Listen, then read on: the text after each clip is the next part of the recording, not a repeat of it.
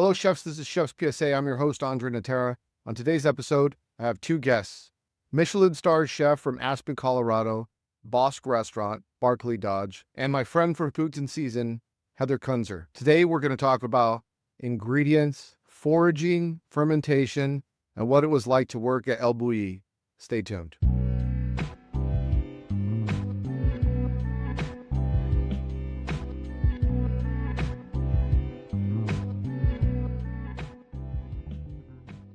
This episode of Chef's PSA is brought to you by Foods and Season. Spring is here, so it's time to bring in the heavy hitters. Think ramps, fiddlehead ferns, fresh morels, dayboat halibut, and the Wagyu of salmon, wild Columbia River king salmon. No farmed fish here ever. Just wild, just premium, just in season. If you care about quality, this is where it starts. I've been using Foods and Season for years. They always deliver. Trusted by top chefs for wild foraged and seasonal goods. You get a dedicated rep, sustainable sourcing, and overnight delivery across the country. Order today, have it on your line tomorrow. Visit foodsandseason.com and mention Chef's PSA to get free shipping plus a sample box on your first order. So, I mean, that is... What is this? Conserva. Did you make this? I did. What's in it?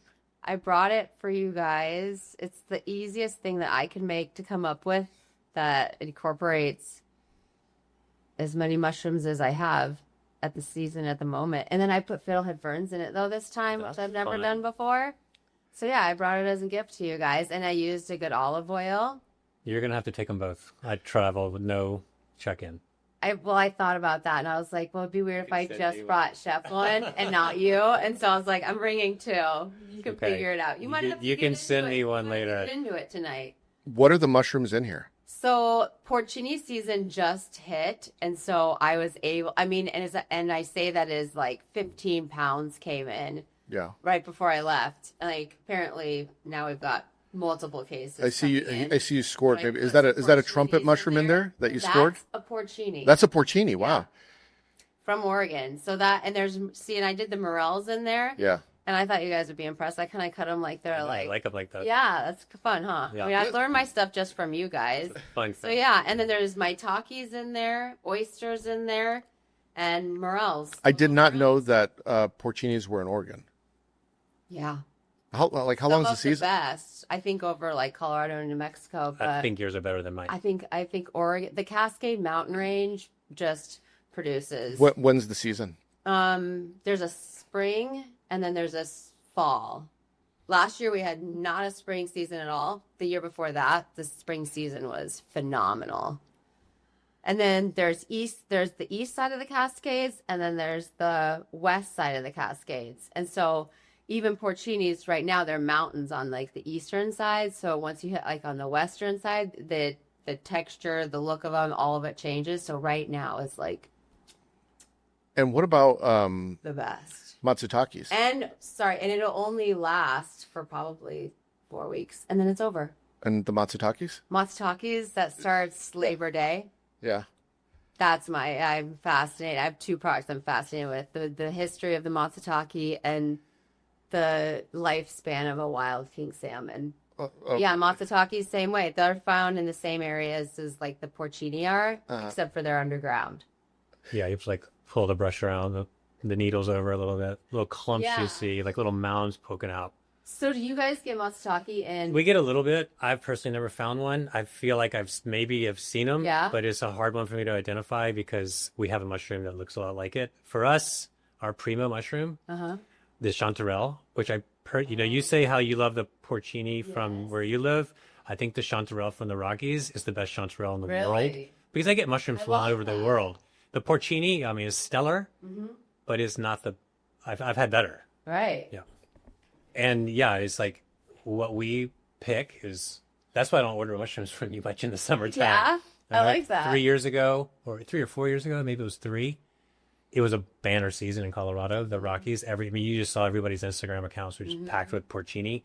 I mean, I would go out in the woods for like an hour and I'd come back with literally about 100 pounds. Wow. So I have a question, only because it's a hot topic that a lot of chefs. I did a video for you for Foods and Season, like how to clean a morel mushroom, right? Yeah. So you sent me some great morels. It's like, here's how I clean them. And then I realized, like, well, I know more than one way to clean a mushroom. Yeah. But like chefs get so hung up, like you're doing it wrong. There's a right way to do it. You got to, and mushrooms are one of those things that's like every chef has an opinion, and if you're doing it a different way, you're wrong. Yeah. What are some of your best practices for cleaning mushrooms? And let's go through like the big ones that need a lot of cleaning. Great question. Like Well, morels. Well, like, from you. and black Let's trumpet. start with morels. And Yeah. black trumpet's another one. Okay. So I like to actually bite the mushroom when I get it in, like right when I get the shipment raw. I'll take a bite and see what kind of dirt it is. Is it sandy or is it like soft dirt? Because if it's sandy, like nobody wants sand in between their teeth. Right. It's the worst. Like texture. crunchy. Yeah. Yeah. Because it doesn't break down. So if they're sandy, I'll usually wash them quickly. And my technique is 3 cold, like third pans full of cold water. And then I go quickly. I drop them in the first one and I just kind of like Agitate tickle them. Yeah, Yeah. but not too much. And try to get that sediment to fall. And then I quickly go through the next 2 and then out. Do you dry them like on a towel or something? Yeah, like, usually we'll dry them off a little bit, like on a towel, then we'll put them in the walk-in, like open, like on a sheet tray. I think I've heard everything, and I've never heard that one. I love that. The washing. Yeah. Yeah, the process. I love just to yeah. hear a process. If they're not, like, especially with the trumpet, because that has that, it's like that funnel, and it's like everything collects in the bottom of it. So you have to, unfortunately, you usually have to like split them open because there's pine needles and there's like a little pebble in there. They're dirty. So I'll usually tear them in half, do that. If they're not sandy, then I'll try to clean them without water. Maybe brush them off. Porcini is a super easy one to clean. You can literally brush it off and wipe it off, like wipe the caps off with a wet rag. And then I usually peel the stem off just to get that outer kind of skin off. Morel is a toughie because they can either be, if they're grown in like a burn, they're usually not sandy. It's just ash, Correct. dirt. But then you get the ones that are sandy and they're difficult to clean. They are. Yeah. And So what is your morel process? Is it I do similar the to same. the three clean water changes? I do the same. And sometimes you have to do it all over again. Right. Because, again, nobody wants to eat sand. Do you ever do like a little bit of vinegar in there? No. No. I don't What about do like some people, like I know they'll cryo them just to kill anything in there, see if any worms come out. Well, and also I appreciate that you do that because actually a lot of chefs just will decide not to use the product because they don't know how to clean it. And no one, if you go into a restaurant and you get a bite like that, your average patron is not going to understand that it came from the earth. Yeah. Yeah, they're not going to like it.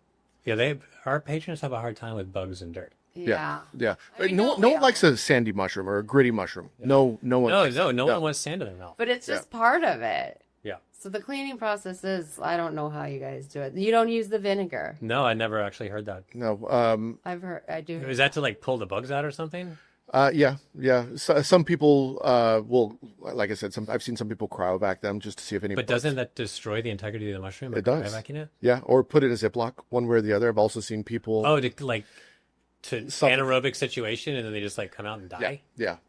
Leave dead bugs. Every I call them critters. there's the flour. Critters. Have you seen the flour technique? No. So some people will toss like chanterelles is another flour. one with a little bit of flour, and then rinse them so all the dirt sticks to the flour, and then they come out clean. Oh. I never heard that. I've never heard Well, of that. like I said, when you start like if you're on social media and you show someone how to do mushrooms, you're gonna wind up with 100 people telling you another way to do it. Of course. So you just have to read the comments. But that's the beauty of the culinary world. Because I used to go to the California Culinary Academy in San Francisco in the early Great school. 90s. Yeah. And I had a chef tell me, you're going to learn 10 ways to make mayonnaise. Yeah. You find the one that you like the best. Yeah. And run with it. Because it's like washing mushrooms. There's 10 different ways to do it. And I've definitely heard chefs say, like, never wash them. Right.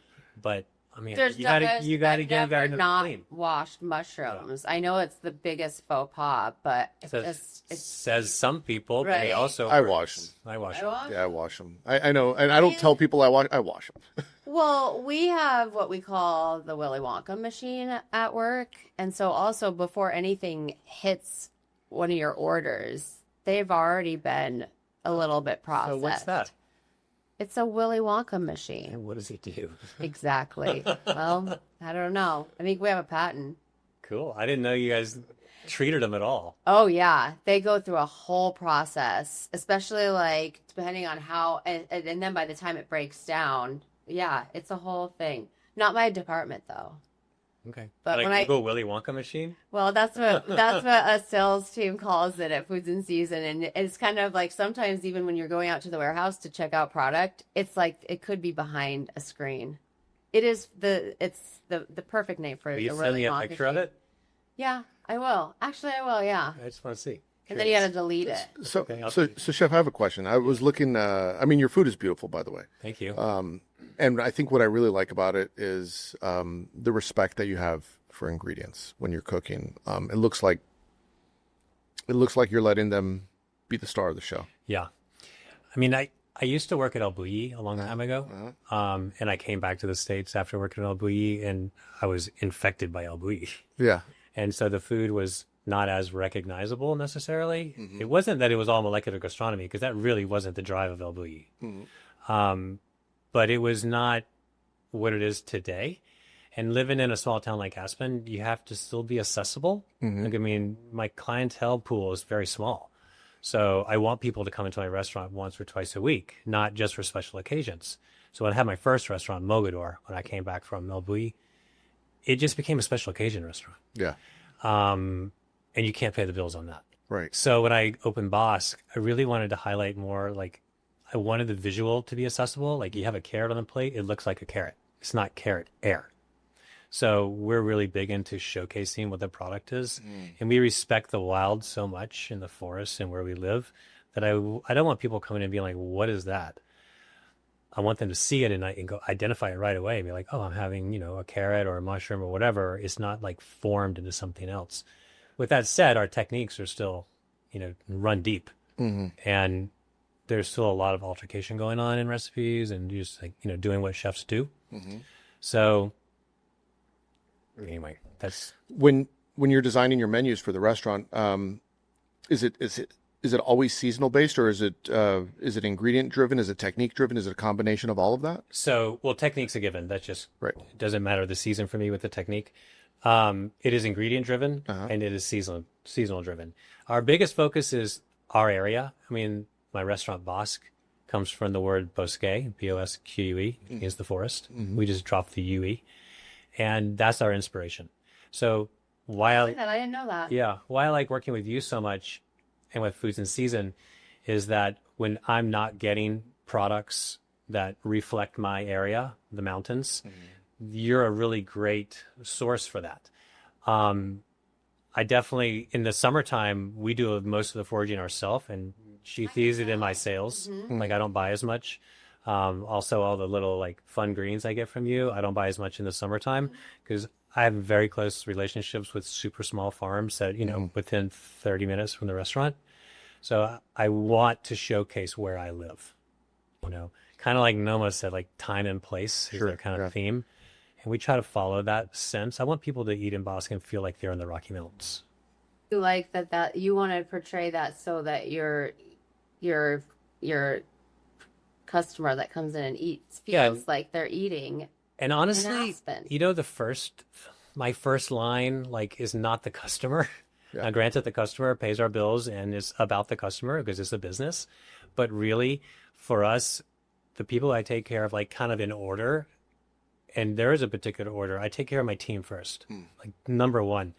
And then a good team will take care of the customer well, So ingredients are so important. And I think when you're a chef, you understand that. They do a lot of the heavy lifting. But how do you teach that to a young cook that's coming into your kitchen that is new and they see all these flashy techniques and they want to make bubbles and everything else? How do you teach that young cook to respect the ingredient? And then the second half to that question is, how do you also bring the customer along so that they understand that the carrot is going to look like a carrot? Yeah. So for the cook, it's actually pretty easy because we get really excited. Yeah. Oh my God, look at these porcinis, or look at these amazing zucchini we just got, or this lovage we just got, and taste it. If you ever tasted lovage, it's on fire. We get the team excited. I have a very small team, so it's easy to be hands-on with them. I'm in the kitchen every day. Mm-hmm. So I'm there with the cooks through service, on the line, there. And we just get so excited about what we're working with. It's infectious to the cooks. They get it. And I'm really big on, if it doesn't look like it's alive and beautiful and fresh and giving all of its glory, then I don't want you to use it. Because there's this thing with cooks. Like, let's say we get in some lovage, and then there's also lovage in-house already, and it starts to go bad. It starts to, like, degrade a little bit. Well, for some reason, cooks always feel like they can't throw it away, so they wait. They keep using it until they get to the new lovage. Well, now the new lovage is old, and now that's getting old. So you're never staying on top of the freshness. You're just staying on top of the not so fresh. So we're always putting products that are not pristine, either into fermentation or into staff meal, or honestly, sometimes I'll be like, hey, you want to take a couple of pounds of mushrooms home and cook them up for your family? Like, I don't want food on the plate that's not peaking. And especially in the summertime, because you're showing life so much. In the wintertime, we're focusing on dairy and meats and grains and kind of like what you would eat in the cold weather. So it's not like that. But in the summer, when all the ingredients are coming in full speed, then I want to showcase that in the best way possible. So, and then to parlay that to the guest, they see it right away. They taste it right away. I mean, they're tasting the carrot that came out of the ground this morning or yesterday or the day before. So, and we're out there in the dining room talking to them. I mean, I have a tiny dining room. It's 28 seats. So I'm out there talking to the guests, getting them excited about what we're doing, explaining to what's going on, because it's still, even though it's accessible looking and you see what's on the plate, there's so much going on underneath the cover with technique and fermentation and things like that. And they're like, where's this flavor coming from? So I might take, for me, because I'm a chef, and when I go in the dining room, sometimes they get too much of an earful. Sure. It's not a curated, server spiel. Because you're excited about it. Yeah, I'm excited about it. Can't wait to tell somebody about it. And that's infectious to the customer, too. So they might get an earful, and I might rant a little bit or just go a little too long at the table, but they appreciate it. And is that something that you do then, too, to your chefs that are coming on? You encourage them to not necessarily cycle through a whole box of something just to get rid of it. It's just you use the most fresh, the nicest. Yeah, I'm always preaching that in the kitchen because that's the tendency. And I bet you that they're a little intimidated by that because they also don't want to be wasteful, or they see it as wasteful, but they're But it's not wasteful because we still use it. I mean, our fermentation program is huge. So, and staff meal is super important. I want my staff meal to be delicious. Can we go right into fermentation? Yeah. Yeah. Only because I think fermentation is, I don't want to say it's new because we've been doing it forever. Yeah. But it's new in almost every kitchen. Yeah. Yeah. If you were a restaurant that focused on that, maybe, but now it's like it's now part of the repertoire of so many chefs and cooks. What does your larder program look like, first of all? And then if you had to get into like some fermentation basics for the people that are listening, what would that look like? So I, too, jumped on that like global stage of fermentation when it started coming up strong about, 10 years ago or so. And again, I think Noma kind of pushed that with their Art of Fermentation book. And which is a great book. I feel like they they're not Art of Fermentation. They're just Fermentation. What's the name of that book? The Noma Fermentation book? Because there's another book called Art of Fermentation that's really good, too. Sandor Katz has one, and then Renee Redzepi has the There's other a couple that are great. Though I like the Noma one a lot because it's so chef-like language friendly. You can read it and you understand it, and it's not getting too complicated. It's so simple. And then they give you recipes that you can try out and then run with it. Change the ingredients, but it just shows you the technique. So our larder program is really interesting, I think, and it's developed over the years at Bosq. Bosq is 9 years old now. Yeah. And we try to gather up as much product during the summer months to preserve to get us through the entire year. So, when I get back to town, Monday morning, I'm going down to Sustainable Settings Farm, Biodynamic Farm. So, and we're going Monday morning because that's a flower rhythm day or moment. And we're going to go pick dandelion flowers. We'll pick about 25 pounds. And then we'll turn that into a syrup. What's the process to turn it? So it's super easy. It's 50-50 dandelion flower to sugar. Put it in a dark cellar for about 35 days. And then it extracts all the moisture out of the flour. It's the same as making pine mugolio. That's what I made with what you sent me. You did? Yeah, it's simple. Yeah. And that 25 pounds will make enough syrup to last us a year.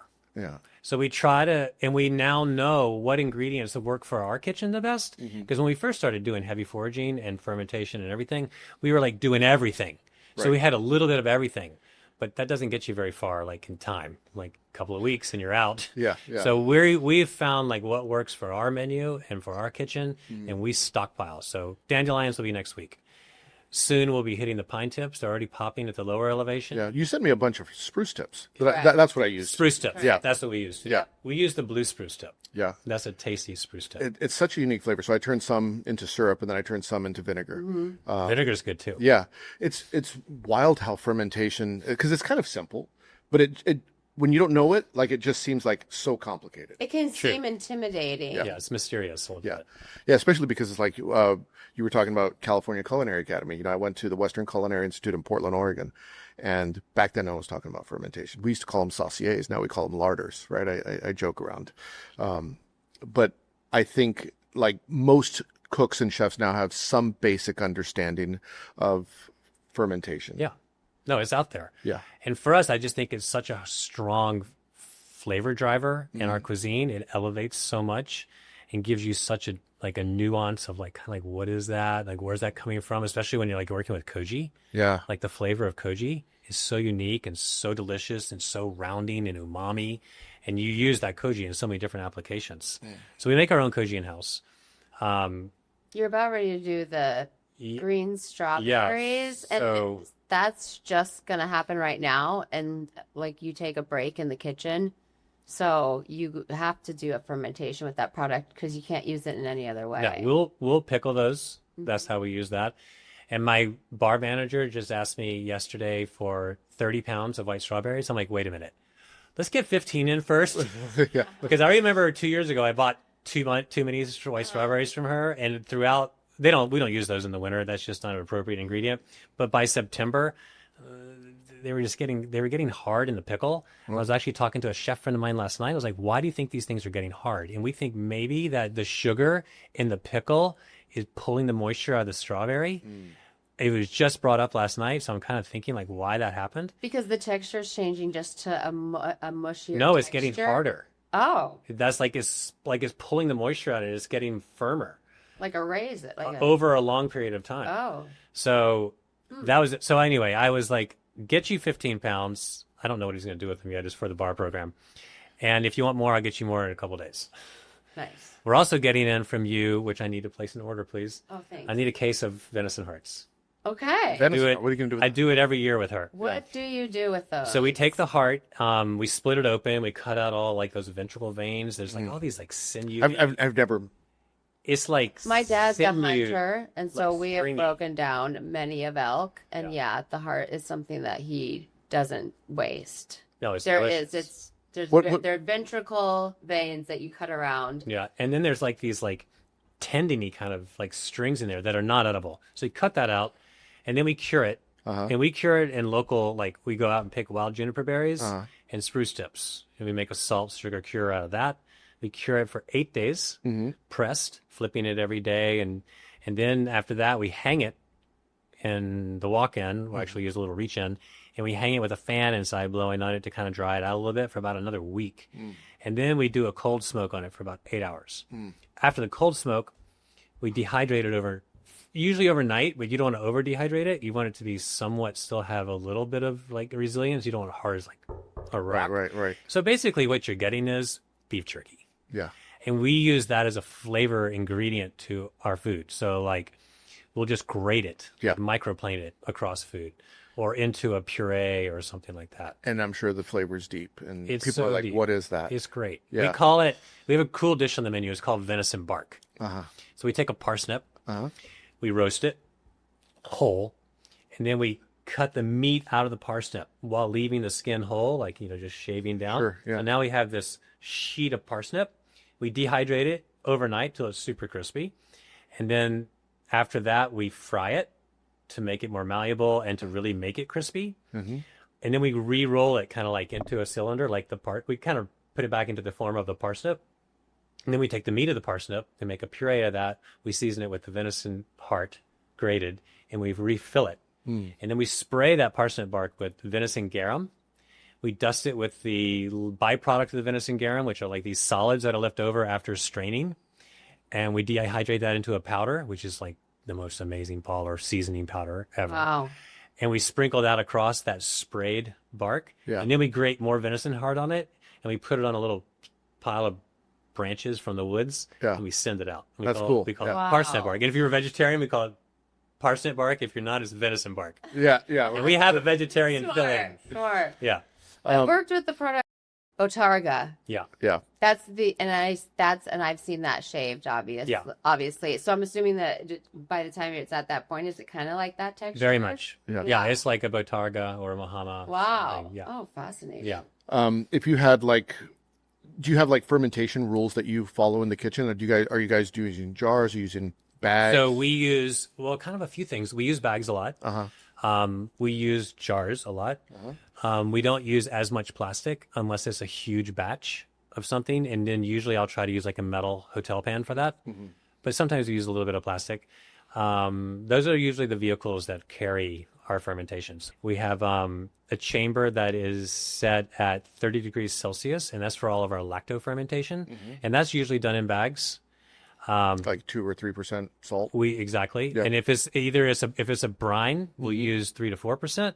If it's a dry, we'll use usually 2% salt.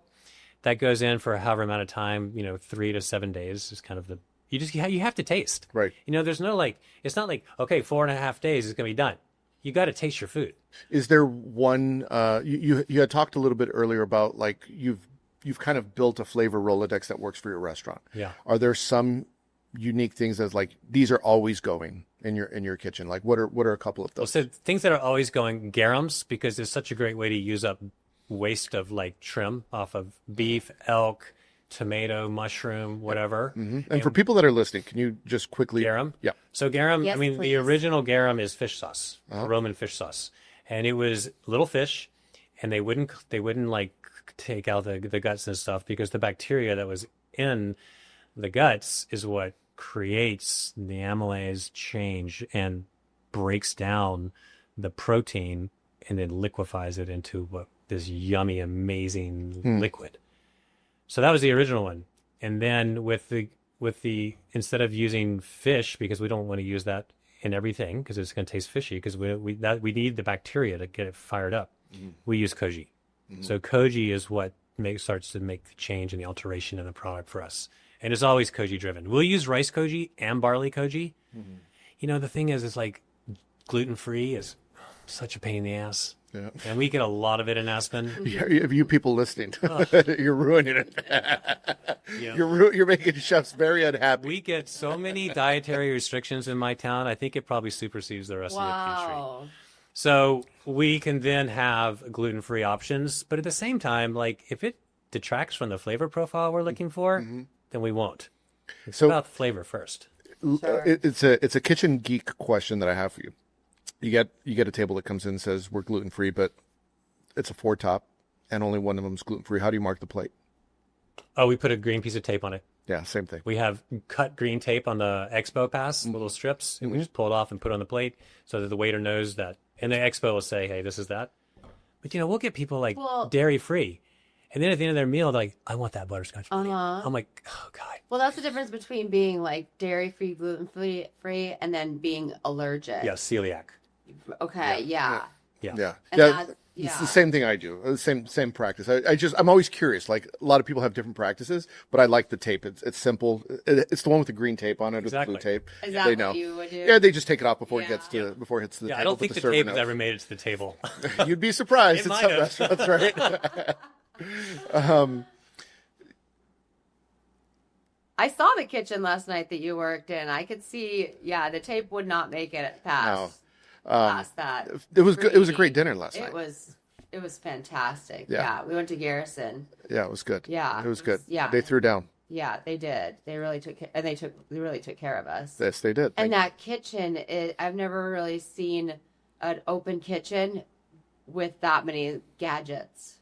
Yeah, it's pretty. They've got the That's wheels, fun. Yeah. and they've got all different kinds of post oaks, and they're There is a lot going on. It's honestly the most beautiful kitchen because you only saw that, but you didn't go into the kitchen. Like there's 10 more kitchens that beautiful in that area. It's really? Like, yeah, that's why a lot of people been into the kitchen in any of the Las Vegas. Like I went to let's say like Joel Robuchon, that kitchen. I was at where was I? Not and the it's Win. About the size of this room. Wow. Yeah, I mean you can see it though. There was just open. I was in what Vegas? I think I was in the Venetian. Okay. And I was in their kitchen, their banqueting kitchen, and you know, like a lot of chefs, we had like big 50-gallon, you know, cookers or whatever, like a steam kettle. They had one that like could fit 50 people in, like human beings, and I'm like, well, like you had to climb a ladder to see inside. And what were you putting in it? I didn't work there. No, I was looking at the kitchen, and I thought, oh my god, this is insane. Yeah. This is insane. I've never seen a kit, and it's like computer programmed for their HACCP, and I'm like, and it bags automatic. I don't know. I'm assuming that the person that called in sick the night before is the one that's responsible for cleaning that, right? Yeah, yeah. Kitchens are different. Like you go to one kitchen, it's like massive, and then you go to another one that's like tiny, and it's like just because you could really make great food in the tiny one doesn't mean you could work in the massive one, and vice versa. Sure. I couldn't do the massive one. My kitchen's crazy. Like they're 350 square feet. Yes, yours is. It's tiny. And I think it's square also. It comes across like you guys are working in a box. My kitchen is a square with the staircase going down to the restaurant below. So it's like this thumb in your ass in the middle of the kitchen. But I knew it when I got the place. So it's like, I'm not complaining, but it would be nice to get rid of that and just have openness, but it's okay. I feel like we're working on a boat. Yeah. Everything's got its spot. Mm-hmm. You know, spots were created for things. Mm-hmm. And if it doesn't go back there, but it's funny too, because when you work in a small space, especially when summer comes on, we get more product. It becomes like the walk-in becomes Tetris. Because like maybe you get a case of phenolin, and it's not going to fit right there where it should go. It's got to go over there until you taken some out for it to fit over there. What's the most practical thing you figured out in a tight walk-in to save space? Do you have like a tip for cooks out there? Like do this and you'll save yourself a lot of space. Well, we do keep it organized to like it has its zones. Hardcore organization is really important, but I'm like kind of anally organized anyway. It's just my thing. You're a chef. Yeah. Well, not all chefs are. No, but I mean the good ones are. Yeah. I mean, I'm really anal about that. And we also don't try to bring in too much product at once. We don't want to because we want to keep it fresh. Yeah. So we get deliveries like every Constantly. 2 days. I can't imagine. Just from me, you get at least 2 to 3 a week. So I can't imagine with you guys are cycling through pretty quickly. Yeah. One here's a tip for people that are listening. It's one that I learned and I love it. And when I go into the kitchen, I like show people this. It's like cryovac your spinach. Take it out of the bag, put it in a cryovac bag. Because it's gonna wilt in away in a pan, and it like you take 10 cases that are gonna be stacked to the ceiling that now is like fits in like 3 cryo bags. And then you see what your final product, like how much you're gonna have. Yeah. Because spinach, like you just keep throwing it in the pan, and it just gets less and less, and it gets smaller. Yeah, 10 pounds of spinach, for a canal. What? Yeah. So you forage a lot. Yeah. Have you ever had like a disastrous foraging episode? Because a lot of people, I went foraging once. Been lost and then. Oh my god! I brought up the lost story. Disaster and lost. Okay. Let's hear it. Okay, so lost because I just got excited about that. We were near Glenwood Springs, in an area called 4 Mile, picking porcinis and chanterelles. It was a great weekend. We came down. And unfortunately, it was like going into off season. So I had a couple 100 pounds of mushrooms, and we were closing down for off season. So I just did this like $9 dish just to blow them out, and you're getting chanterelles for $9. Yeah. That was a long time ago. That was my first restaurant, Mogador. But anyway, we got to the top of the mountain. I was with a couple of friends and my 2 big Rhodesian Ridgeback dogs. And you're looking at the ground the whole time. You're like, where you're over-focusing. So I went that way, and my crew went that way. They went down the mountain. I went down the other side of the mountain, not knowing. And then I'm realizing, like a half hour into it, I'm like, wait a minute, where are my peeps? And I was lost, man. I went all the way in the wrong direction, off another side of a mountain. So now I'm in an area that's producing mushrooms. I started finding milk cap mushrooms everywhere, which we don't usually. They're not the best in Colorado. Or when I used to work in Spain, they were like. Are those like candy caps? No, I think different. They're a Rusula. They're like the size. I mean, they vary in size, but they're about the size of the top of this. And when you break the stem like a little milkiness comes out, and they actually stain blue in the gills, like when you disturb them. Okay. So anyway, I was lost until for about 10 hours. Oh my gosh, 10 hours. Yeah, and I found this Did you have anything on you, like a whistle or? Oh, no. I kept calling my dogs. If anybody's going to hear me, it's going to be my dogs. No. I think they were sleeping by the campfire. The dogs didn't stick with you. They went with them. They went with them. Fucking dogs. So then I found this fire road. Feeds you. I'm like running up and down the fire road in both directions. I go one way. I was like, okay, this is not the right way. I go the other way. And finally I came across a camp, like two people, like a couple who were camping. And I was like, this is where I'm camping. And they're like, oh, we know where that is. And I was freaking out. It was dark. Yeah. And I'm like, can you guys take me back to my camp? They're like, yeah, sure. Let's just finish up here. We're making dinner. And I'm like on edge, like, just take me back to my camp. Yeah. And they did. They took me back to camp and I found my crew and everything was fine. That is such a good story. Yeah. I knew you foraged, but if you have a foraging story where you've been lost, then you know that that's a true forage. And it was a good experience because now I don't get lost. Good. Like what did you learn? Attention. Like what's some advice for people? Pay attention. Well, like you said, take a whistle. Like we have they'll lose people in the field for a couple days, and then my boss Johnny will be like, "Don't worry, so and so is found." And we were like, "Oh, I didn't know he was lost, but okay, I'm glad he was found." You're like, and who is they that? just show up, but you'll have they now that's all they do is forage. Is you have a bucket and you pound on your bucket but if you're think about it, if you're looking down, foraging, looking at something on the ground, you'll get very lost. Yeah. You'll get very, very lost. So my tip is I always look up and like kind of get a reading of where I am. Okay. So I don't get lost. And then another story was once I was going out for Angelica, like specifically, and the lookalike to Angelica is hemlock, the most poisonous plant in North America, will kill you. Okay.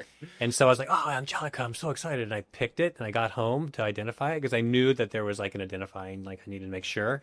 And sure enough, I had picked like a whole bushel of hemlock. No. And they even, like in the books, in the guidebooks, they like the foraging books, they'll tell you like, because I guess they're hollow stem. So like, don't, like, they always use the description, don't turn it into a pea shooter. Okay. Like kids, because kids would use them and then they would get sick. Oh. So that's how poisonous it is. Wow. So I got rid of it and I never was affected by it, but it was an eye-opening situation because it will kill you. Is there any best practices for foraging? Like I know there's apps out there that you could take photos of it and it'll but kind the of problem identify. with the apps is you're out in the woods. Like you're That's not getting true. any reception. Right, okay. But do you have any foraging best practices to know if something's, potentially, poisonous or toxic? I mean, one way that we do it, honestly, is we'll smell and taste. Okay. And not like eat the thing, but we'll like put on the tip of our tongue. If it's like a super unpleasurable flavor or bitter, like just doesn't seem right, like your body is telling you, like in the wild, what we can and can't eat as like, as a race, like any living animal or human, like it's in you, like that knowledge is there. Yeah. Whether you're tapped into it or not is one thing. But it was there just, like on a primitive level. Well, and being tapped in, that's a perfect example of once you find out one characteristic that should stand out, making it like inedible or edible, then it's like instantly, like there's the false morels, like they look like a morel, whatnot, but their caps sit on top of a stem. And they're not, so the morel doesn't go all the way through and attach to the bottom of the stem. So then when you're looking at it, you're like, oh, that's obviously a false one. But if you're like, and it just sounds like a very easy, the caps aren't connected to the stems.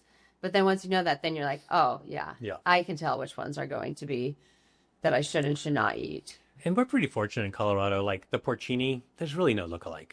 Okay. I mean, there's like one, but really what you're going for, like the King Bolete, there's no lookalike. The chanterelle, there's definitely no lookalike. No. At least in my area.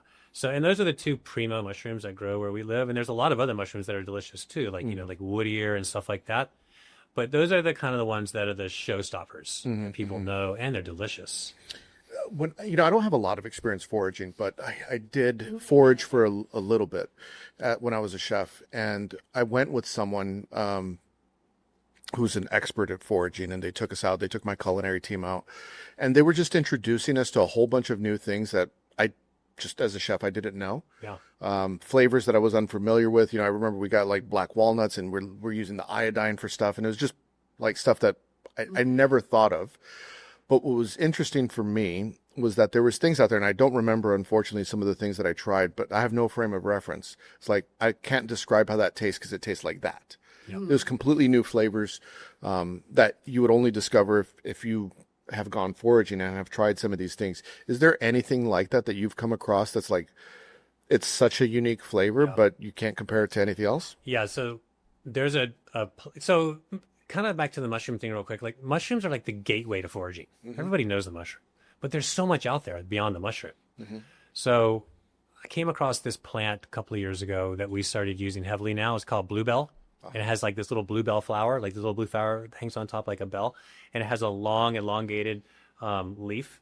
And the leaf tastes like, tastes like an oyster po' boy sandwich. It tastes like it tastes like cooked oyster, not raw oyster, like fried oyster. Was this the first time that you had tried it when you found it? Yeah. And so my sous chef was like, oh, this is bluebell. Let's get, because he knew it, but he didn't really forage it so much. And so that was something that was really unique to us that I'd never experienced. But the funny thing about that plant is we tried to like preserve it in different ways, and it was the most god-awful flavor you've ever had. Really? Fresh is the only way we know how to use it right now. Yeah. So we use it fresh. Well, that was a fun. But how, as far as most of the kitchens that you've worked in, they don't really allow a lot of that freedom. I mean, well, that's not. Are you able to? That's not necessarily true. Are you able to forage and then bring that food into technically, your kitchen? A lot of places no, I mean, but people Barclay do owns it. Bosq, Technically, so, why? Yeah. Is it a legality thing, or is it just the boss, the management saying not to? I haven't really thought about it. I never never asked permission. You never pushed it. So I wasn't telling anyone I was doing it. So I was like, I'm not really going to look into it. If I think it's safe, I'm gonna do it. I feel the same way. But I wasn't an expert enough in it to do it all the time. Like, once I noticed a couple of things, like, okay, that's a Turk's cap, I could use that, or this particular. Well, one of the reasons that I thought use it, I'll use it. Good for Chef Barclay to come on is because I think you're in the regular boat. There's not a lot of opportunity that chefs get out there and find ingredients, even if it's at a farm, Yeah. And there's new flavors out there. And I think, one of the great things that Noma did is that they opened up the door to new flavors, because I feel like, I'm going to rant just for a minute, but I feel like in culinary, there's evolutionary jumps.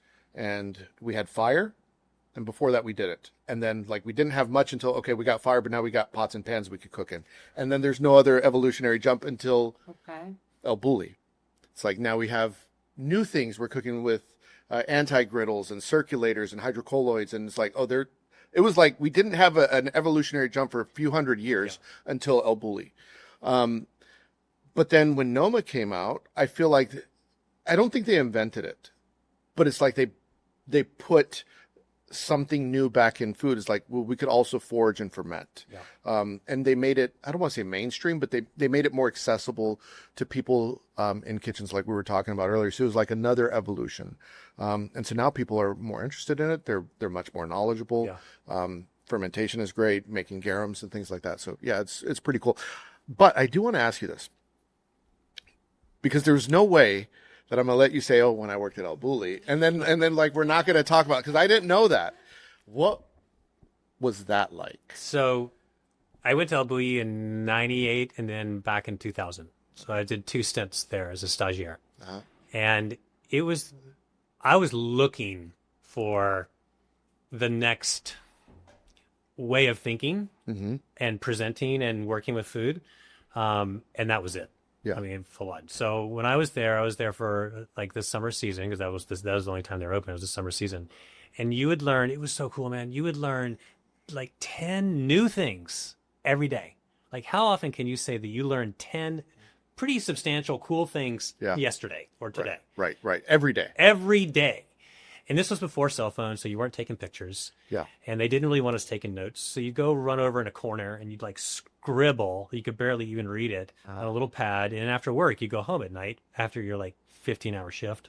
You go home at night, after we all went to the bar together, because it was just this camaraderie in that kitchen, we'd all go out for like a drink and some tapas at 1 a.m. And then we'd go home and get a couple hours sleep and wake up and be back to work by like 8:30. So this is like at kind of like peak El Bulli. This was peak El Bulli. Yeah. Yeah.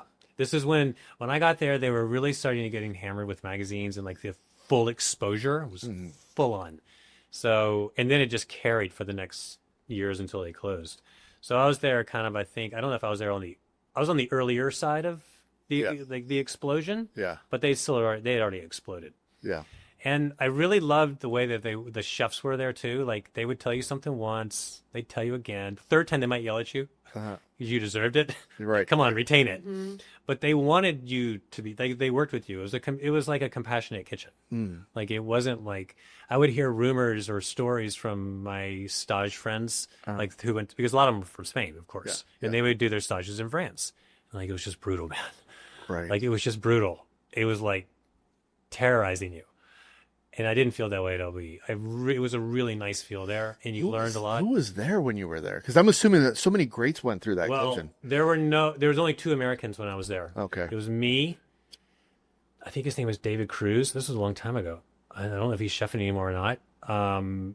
But no one else came. One guy, I can't remember his name. He's still chefing. He used to be at Patina in LA. Okay, yeah. He was the chef under what was his name? I'm drawing a blank. Joachim Spicala. Yes. So he was under him. He was like his executive sous or chef de cuisine. He was there for like a week with me, but then he left. Like he just came in for a quick stint.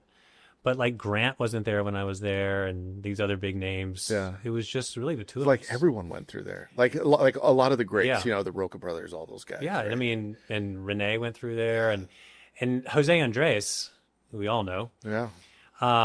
Would come, like we would have like days down at the laboratory at the atelier in Barcelona, and we would go down like a little field trip sort of. It was like an hour and a half away or something, but you can't. We didn't understand. The language barrier was too much when it came into speaking on that level and like philosophy of what they're doing. So Jose Andres would step in and like translate for us. Oh, that's cool. This is before I even knew who Jose Andres was. Yeah, he was just a pup. I think he was just minibar at the time. Like Wow. he hadn't blown up in the States yet. He just moved to the States. Wow. So that was really cool, and that was a lot of fun having him around. So anyway, I got what was I'm assuming Ferran, Albert, they're there all the time. Albert was down in Barcelona. Albert and Oriol Castro were in Barcelona in the test kitchen all the time. They would come up and introduce new dishes to us and stick around for a day or two and get it dialed in. Yeah. And then they'd go back. Ferran was there. You never didn't see Ferran. He was there from before you got to work until after you left work. Wow. And our shift was like 9 to midnight. So you said something that piqued my interest. You said we were learning 10 new techniques a day. I'm assuming a lot of these are no longer hidden. We probably know them now. But what were some of the techniques back then that was like...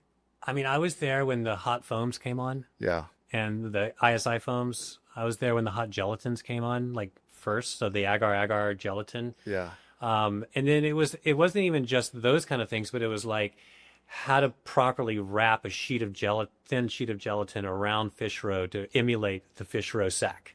Yeah. Like putting it back into its place of nature, sort of. Yeah. It was just a lot of little things like that. Now, don't forget, too, this was 25 years ago. Yeah, yeah. So I don't remember exactly what I did back then. I used to have the El Bulli set, the ones that came with the DVD. I know. And I'm so bummed that they did that, because my DVDs are all scratched and ruined, and then my computer, the software got updated, and it wouldn't read those DVDs anymore, so I don't have those recipes anymore. I just have the pictures. My books got stolen from my office. Oh, my God. Yeah, so I don't have them, and they were like $300 books back then. Well, you know what they're worth today? I have no idea. I mean, I can't believe what cookbooks are going for today. Yeah, I've seen some like, I've got the, what's Ben Shuri's restaurant in Melbourne? Attica? Yeah.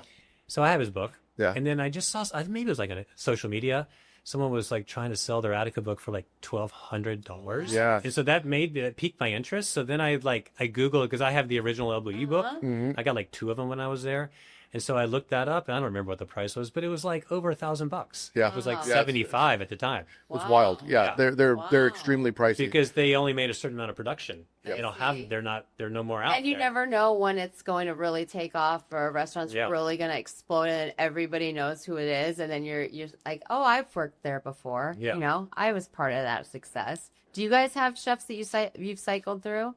What do you mean? As far as like you were saying at Bulli, like people would stage. Do you have chefs in your kitchen that you are training to become executive chefs themselves? Yeah, I mean, move along. So my guys have gone. I'm pretty proud of like where they've gone. I had a cook a couple of years ago leave me and went to TFL for a year, and now he's at a brand new restaurant that's opened up in Sonoma or Napa. Another cook went after me. He went to Manresa and to Blue Hill Stone Barn, and so yeah, I definitely like that. We're not the upper echelon in America, like these really big chefs, you know, but I feel really good that we're training our cooks. And then it's really important to let them go. Yeah. You know, like you're going to learn from me, you're going to learn from him, you're going to learn from him, and you're going to get to a point in your career, like you've gone through the path that now you can say, I'm ready to be a chef and do my own thing. I do want to ask you a couple of chef questions. The first thing is, I want you to take me through, you're in your kitchen, you're setting up, you're about to work service. What does your station look like? My station? Your station. What's on your station? So my station is called the chef's table. Okay. Because my station just used to be my prep station. I would prep in the daytime and then go into service. That prep table, my station, became a station during service now because our kitchen's gotten bigger. We've gone from 4 cooks to 6 cooks. So there's no room in the kitchen. So my station gets commandeered for service as a station. So I'll work it 2 nights a week, and then my other chef will work at 5 nights a week. So I can do everything I need to do as an owner and a boss and talk to customers and go up and down the line and work with the cooks. So my station is all yakumi pans, which I've fallen in love with. What are they called? The little Japanese pans. Yes. I mean, we love them. Yeah. They're so great. So we've kind of 86 the 9 pan, the 6 pan, at least when it comes to station mise en place setup. So hyper organized. And then I love that tip. Okay. I love using that I love them. pan. And we just keep buying more. Where do you get them? Yeah. Mutual trading company? I don't know where I get them. It's not Mutual Trading Company. I'd have to look at my emails. It's like Chuba or something, CHUBO or something. So I have that set up. And my station is the bread service, the amuse-bouche service, caviar, a couple other dishes to alleviate stress off the line. Like when I just know we've come up with a new dish, because we change the menu like constantly. Like something new comes in, we're excited about it, it's going on the menu. Yeah. And something might come off, it might stay on. So to alleviate stress on the line, sometimes those dishes will hit my station just to kind of lighten the load because it's just too much for those guys. Yeah, I mean, that's just my station setup. Do you have like a finishing salt that you use, like a preference? I mean, I love Maldon. Maldon, I mean, personally. Do you use lemon, vinegar? More vinegar than lemon. Yeah. Yeah. Specific vinegar you Yeah, specifically, we go through a ton of it. We use white balsamic. White balsamic. And especially for like pickling and for a lot of recipes, because a lot of recipes will call for apple cider vinegar, but it's a little too appley. Like you get the flavor profile, but white balsamic has that light, mild sweetness to it without being super like tart, with a very neutral flavor profile. So that's what we use for all of our pickling, unless it's something specific. So yeah, white balsamic vinegar is a big one for us. And you have like plate wipers or anything like that on your? So we use rolled up, like a little sport towel, like a disposable sport towel. We wipe with everything. No, we don't. From El Bulli, we used to have a squirt bottle with red tape around it, and that was alcohol, and everybody knew it. And I've tried to bring that into kitchens since then. Yeah. And I don't know, people just don't want to register with that as like I did. Yeah. Even though we still have red tape on the alcohol bottle at Bosq. Yeah. But we usually use water. Yeah. Like just a rolled up damp napkin sitting in a little pan, and they're all just kind of moist, and just use them and throw them away. Got it. The alcohol's nice because I like the alcohol. It cleans and evaporates right away. Yep. No taste, flavor. No, I mean, I've seen like everyone has a different plate wipe system. I've one that I really liked. I've never used it, but I saw it and I thought it was good. Is someone would get like just yellow sponges and cut them up, and then soak them, and I thought that was kind of cool. That's cool too. Yeah. Yeah. if you had a Mount Rushmore of chefs, 4 chefs that you feel like, okay, these are the 4 greatest chefs to me, who would be on that mountain? Well, I would have to put the Adria brothers right in there. Yeah. Both Fran and Albert. Let's call that one. Okay. Same place. I mean, honestly, the names are not going to be like shocking. That's okay. It's like Thomas Keller. Yeah. You know, Thomas came in the restaurant last summer, and we were like, "Oh my God, Thomas Keller's coming in." We were all. Did you know ahead of time? Yeah, I knew ahead of time because he had a friend in Aspen. Is that worse knowing ahead of time or better? It didn't really matter, but it's a good question. It's a good question. So Thomas Keller came in, and I'd never met him. I didn't know what to expect at all. He has such an allure to him. Right. He was the nicest, most gracious, engaging person. It was wonderful. And then he came in the kitchen during service. My station is like right at the door. He walked right by me. He walked right onto the hotline, and is like, "Who wants to take pictures?" You know, like, yeah. I'm like, really? And the cooks were just like, "Oh my God, this is the most." We all got our picture taken. It was so much fun. And then he came back 3 or 4 days later. Really? Which was the biggest compliment of all. Yeah, that was cool. And then he wrote me a personal email too. So that was like, cool. Yeah. he's just, Those are some highlights. and I saw, I just watched the chef's table with great. Thomas. It's I thought great. it was great. Yeah, I thought it was And what I love about what he said, one of the things he said was like, I'm at the point in my career now where it's time to give back. Yeah. And I kind of felt like that was the mentality that we experienced with him. He's amazing. He's been a customer of ours for a very long time at Foods in Season, and back to producing chefs. There are so many chefs that we still work with at other restaurants that have come from French Laundry. Yeah, French Laundry. And yeah. I mean, they're arguably the most influential restaurant in the United States ever. Well, he got the most influential chef ever. Yeah. So that was 2. So those 2. Danielle, 2. Yeah. I'm a big fan of Danielle. I staged in his kitchen like 1997 or something. I don't remember. It was a long time ago. I just think he's and the cool thing about Danielle, you see him everywhere. Yeah, you do. Like on social media, like one day he'll be like in the kitchen. And he's the life of the party. Yeah, he is. Oh, he is. Yeah, he is. He'll be like high-fiving cooks in Shanghai, and then the next day is like in Madrid. I'm like, you're all over the place. And he's always out, like late night. My birthday was my 50th birthday 6 years ago. I was in St. Louis, and it's either his son or his daughter, or I get confused, is married to somebody from St. Louis. So we like got together for drinks one night there. Like it was late. It was like for my birthday. It was a bunch of St. Louis chefs. And he was out there. Yeah, and he was out and about. Wow. I'm like, you're just everywhere. You're a real person. Yeah. And then the 4th one, I don't know. There's a bunch of people out there. It's a tough question too, because then you think about them after you leave. Right. After you leave the room. Probably for days. But I mean, probably like Mayamo, chef of Mayamo, or even like Renee. Yeah. At Noma. But then there's all these chefs that just mean so much to you that are people that you know. Like my chef from San Francisco when I was really, really young, in my early 20s, Manny Goodman, who, bless his soul, has passed. Like he taught me, I remember saying to him, "Chef, how do you know when it's done?" He's like, "Cook until delicious." It didn't say 45 minutes in 350-degree oven. It said cook until delicious. And I'm going to use that on Chef's PSA, by the way. I'll give you credit, but like that's such a good one. Yeah, his name was Manny Goodman. So he was a wonderful chef. And so there's those guys who really teach you. I mean, Charles Dale is my mentor. Yeah. And I started working with him in my mid-20s. And he's just he was one of Danielle's proteges. So it's like those guys too, who aren't as famous as Thomas and Danielle, but they had everything to do with your culinary path.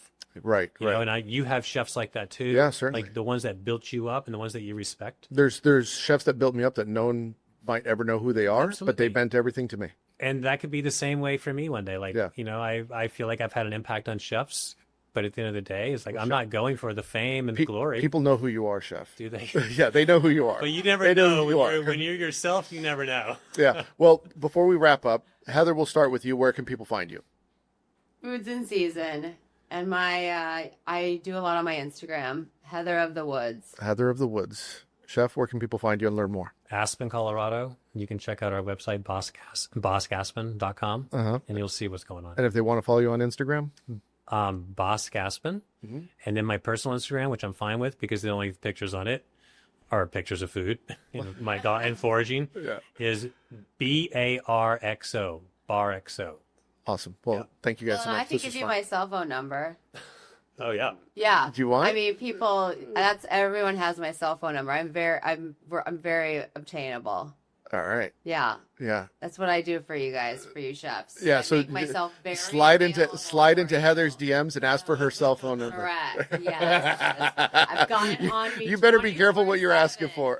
Oh, you guys, you chefs, well, you guys, there's no time frame at working in the kitchen. So I get calls from literally every day, every hour of the day. And she gets back to you. Yeah. Which is Yeah, she's great. Thank you. FIS in general is great like that. And if she's not around, one of your cohorts picks up the baton, and Good. I love working with people. Foods in Season is the gold standard, I think, for wild and foraged ingredients. Like, it's the best. Everything from ingredients, but also like the vinegars and everything. But anyway, we could rant. Okay. Chefs, we have dinner. Cool. Wow. Well, I hope you enjoyed the show. You know what to do. Make sure you leave 5 stars if you're listening on Spotify or anywhere, really. If you're watching on YouTube, hit the like and subscribe button. I've completely revamped the Chef's PSA store, shop.chefspsa.com. My team added a ton of new items. I advise you to go check it out. Just peruse, look around. Maybe you see something nice that you like. Keep supporting the show. Go to chefspsa.com. You get books, obviously the merch, early access to episodes on Substack and Spotify for premium members. We'll see you next week. Hit the porno music. No, it's André in the kitchen, mixing, dropping chef knowledge, no fiction, stirring up the beats, heating up the session. Listen close, classes in session.